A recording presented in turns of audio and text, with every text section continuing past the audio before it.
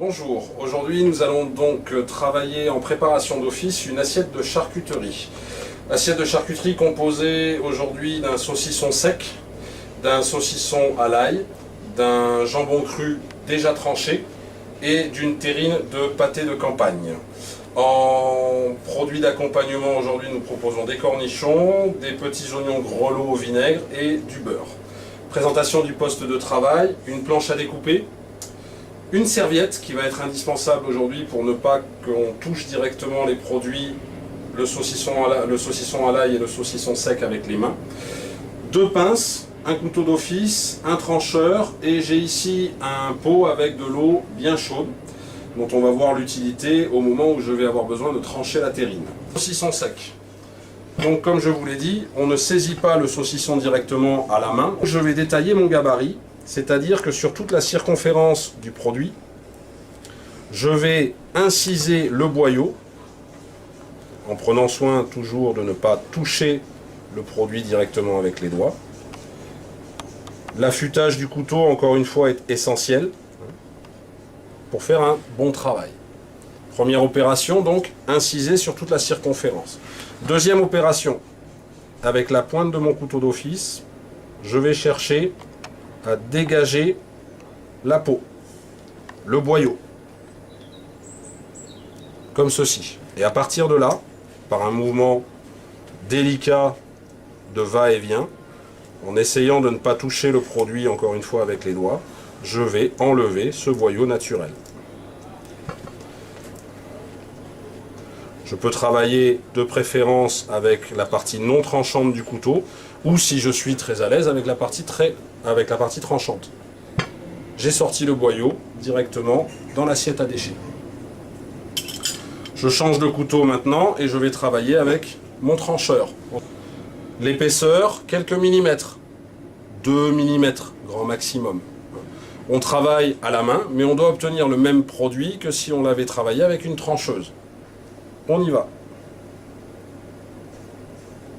Normalement, les saucissons secs se coupent en biais.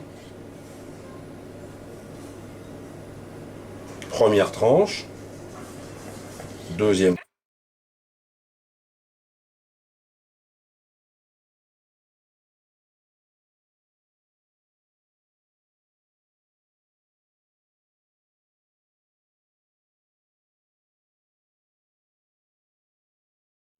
La particularité au niveau de la quantité proposée, on dresse toujours des nombres impairs.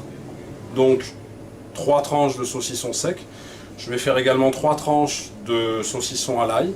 Je vais faire une tranche de pâté de campagne. En réalité, vous allez voir que je vais faire une demi-tranche et une tranche de jambon cru. C'est une règle en termes de dressage, on ne dresse jamais de nombre pair. Autre particularité au niveau de mon dressage, je reste à l'intérieur du bassin, interdiction formelle de dresser sur l'aile de l'assiette.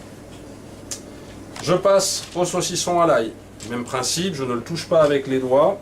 Et là, comme j'ai un boyau qui n'est pas un boyau naturel, un boyau, on va dire, plastique, je vais préalablement découper mes tranches et ensuite seulement je vais enlever le boyau. C'est la différence avec le saucisson sec. Cette technique s'appliquera également pour une andouille de vire ou une andouille de guémené. On fera exactement la même chose.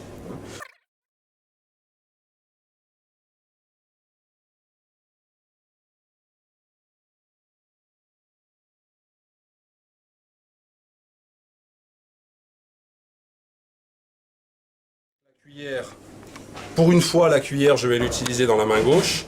Et avec la dent de ma fourchette, je vais attraper ce boyau et tout simplement le décoller. Vous voyez donc, ici, ça a tendance, pour ce produit-là, donc produit industriel, ça a tendance à un petit peu arracher. J'essaye malgré tout d'être le plus délicat possible pour proposer un produit joli, présentable, commercialisable.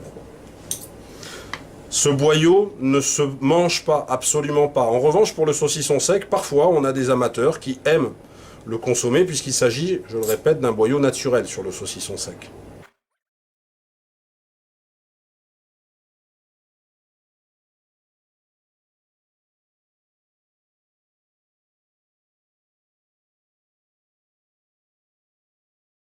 Le gabarit de ma tranche aujourd'hui, Moi, je vais simplement la rouler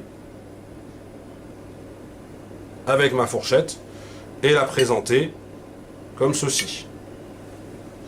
Même chose avec la seconde. Alors il est indispensable qu'elles aient été préalablement, puisque là il s'agit d'un jambon sec sous barquette, on va dire. Il est indispensable que la matière d'œuvre ait été préalablement décollée, parce que sinon on n'y arrivera pas. Hein, avec la fourchette, c'est impossible. Voilà pour mon dressage de la tranche de jambon. Il n'y a pas plus simple.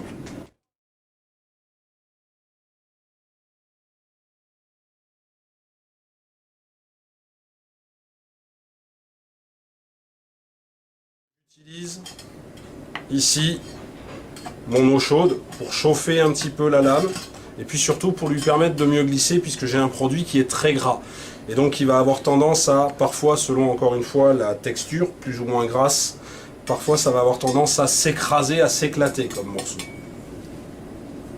J'essuie bien entendu et maintenant je découpe une tranche d'à peu près 1 cm d'épaisseur maximum, grand maximum.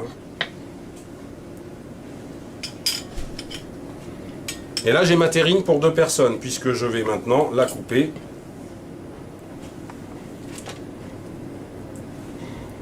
tout simplement en 2. Solution pour la couper en 2, soit tout simplement la couper droite ou la couper en biais. Pour aujourd'hui, j'ai décidé de la couper en biais. Je n'hésite pas à repasser ma lame, vous voyez, hein, toute la terrine qui reste collée sur le couteau, donc ça va gêner la coupe suivante. Donc je passe ma lame à nouveau dans mon eau chaude.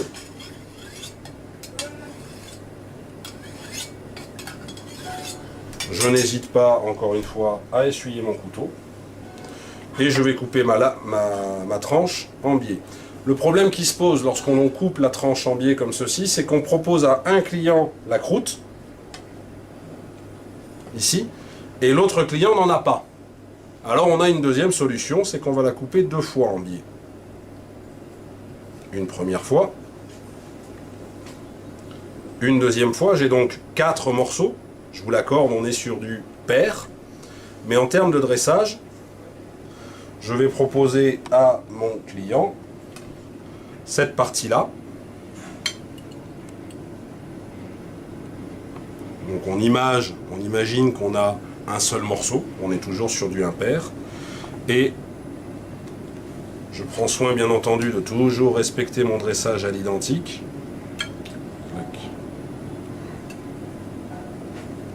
J'essaye de ne pas se faire chevaucher les différents produits. Ma deuxième tranche. Le cornichon. Plusieurs solutions. La solution la plus simple consisterait à mettre le cornichon tel quel entier dans l'assiette. Nous allons essayer de réaliser quelque chose d'un petit peu plus esthétique.